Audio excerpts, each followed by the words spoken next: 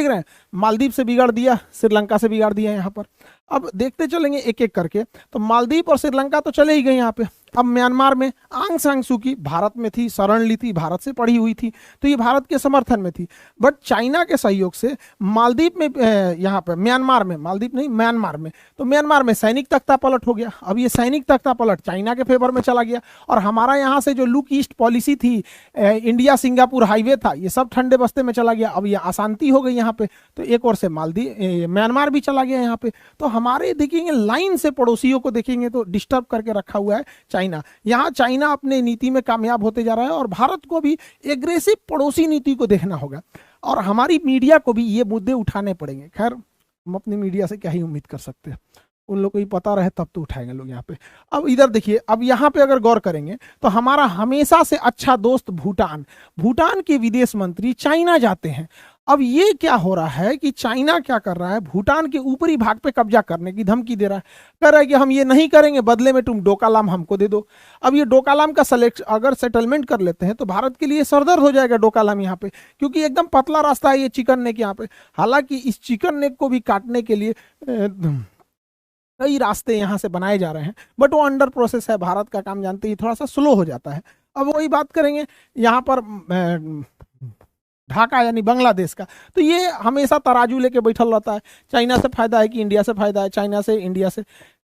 वही हाल नेपाल का है। नेपाल में अभी देखे थे ओली साहब के गवर्नमेंट में पूरी तरफ से एंटी इंडियन हो गए थे। कभी कहते थे कि राम जी भारत के ही नहीं हैं, नेपाल के हैं। अरे भैया, हमारे यहाँ अयोध्या के हैं राम जी। ऐसा नहीं स्टेटमेंट वो देते थे। आप लोग को पता नहीं याद होगा कि नहीं, 2020 का मैटर है। चाइना से काफ़ी नज़दीकियाँ उनकी बढ़ गई थी। तो आप देखिए, नेपाल भी हम 100% हमारे में नहीं रहा, बांग्लादेश का वही हो गया। भूटान जो 100% था, उसके विदेश मंत्री उधर की ओर अब शिफ्ट हो रहे हैं यहाँ पे। म्यांमार के साथ तख्ता पलट हो गया, श्रीलंका, मालदीव, ये एक एक करके इस तरह से हो रहे हैं यहाँ पे। अब वहीं देखेंगे हमेशा तो भैया चाइना ही है यहाँ पे, तो विरोधी है। और ये तो हमारा बेटा, हम लोग का बच्चा ससुरा बिगड़ गया, ये तो कभी नहीं सुधर सकता है यहाँ पे, इसका कोई इलाज नहीं है। अब ऐसे अब आगे देखते हैं अफगानिस्तान, ईरान में अगर हम देखेंगे यहाँ पे, तो इधर से तो बिगड़ते ही चला गया। यहाँ पे इन सारे देशों के साथ रिश्ते हमारे धीरे धीरे खराब हो रहे हैं। यहाँ से तो खराब ही था। अफगानिस्तान से हमारा पब्लिक टू पब्लिक सेंटिमेंट बहुत अच्छा है। मतलब अफगानिस्तान के लोग रियली लव इंडियंस।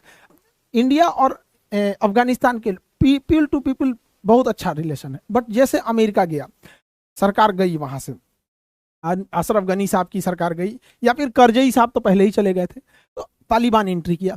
तालिबान को भारत जो है आतंकवादी संगठन मानता है। अब तालिबान से भारत कोई डायरेक्ट रिलेशन नहीं रखता है, और इसके लिए तो भैया इनके लिए तो फादर ऑफ कोरोना, नो आतंकवादी, नो कुछ, जो चीज़ है सब सही है यहाँ पर। अब ये एंट्री मार गया। अब आप सोचिए कितना डिस्टर्बेंस है। अब हम थोड़ा सा ईरान की ओर चलते हैं। ईरान के बाद हम कतर की ओर चलेंगे। अब यहाँ देखिए, यहाँ पे इस तो देखिए देख रहे थे यहाँ पे। अब ये कतर देखिए, कतर एक छोटा सा देश है, यहाँ पे छोटा सा देश है कतर। हालांकि अल जजीरा अखबार पूरी दुनिया में तहलका मचीले रहता है इन लोग का। कतर हमारे 8 नेवी अफसर को जो रिटायर्ड हो चुके थे, उन्हें जासूसी के आरोप में फांसी की सजा सुना देता है। हालांकि ये फांसी की सजा निचली अदालत की थी, इसकी ऊपरी अदालत में कंप्लेन की जाएगी, वहां पे सुना जाएगा यहाँ पे।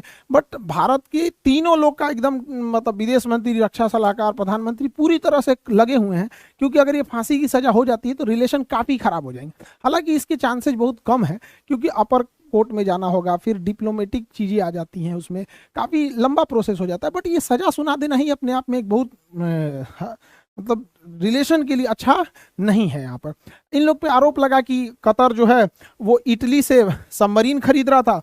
अब उनके लिए यहाँ पे दाहरा कंपनी जो थी, उसने कुछ नेवी अफसर्स को हायर किया हुआ था जो इंडियन नेवी से रिटायर्ड थे, यहाँ पे काम कर रहे थे। इन लोगों पे आरोप लगाया है, कतर ने आरोप लगाया है कि ये लोग इसकी डील की जानकारी इजराइल को दे दिए थे, और इसके ऊपर जो स्टील्थ कोटिंग लगी थी उसकी भी जानकारी दे रहे थे। इंडिया का कहना है कि ऐसा बात नहीं है। कतर का कहना है कि उनके पास प्रूफ है, डिजिटल इसकी पूरी तरह से इंटरसेप्टिंग की गई थी, उनकी मेल टू मेल क्या बातें हुई थी और कैसे कैसे। अब देखिए आगे क्या मैटर होता है।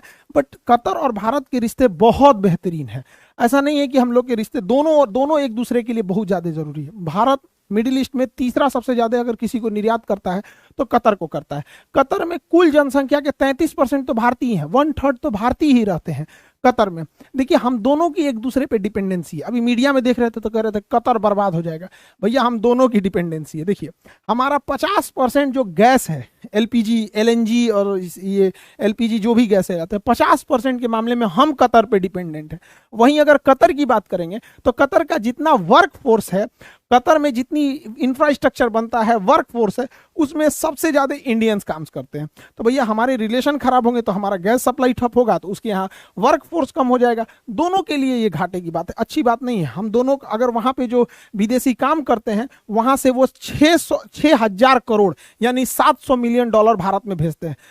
यहाँ पे 6,000 करोड़। तो जितने लोग विदेश में काम करते हैं, आप सब लोगों को हाथ जोड़कर धन्यवाद देते हैं। आप सब सैल्यूट के लायक है कि आप भारत से बाहर अपने परिवार से दूर रहते हैं, बाल बच्चों से दूर रहते हैं, वहाँ काम करते हैं, वहाँ का खाना पानी पीते हैं, सब कुछ करते हैं वहाँ पे। बट वहाँ के बाद वहाँ मेहनत करके, खून पसीना से अपनी कमाई करके भारत को भेजते हैं। और भारत की अर्थव्यवस्था में एक फॉरेन रिजर्व एक बड़ी मात्रा में आता है, जिन्हें हम लोग नकार देते हैं या फिर हम लोग उतना इंपॉर्टेंस नहीं दे पाते हैं जितना हमारे उन भाइयों को मिलना चाहिए। तो जितने भी यूरोप में, गल्फ कंट्री में, ज्यादातर तो गल्फ कंट्री में है या विदेश में काम करते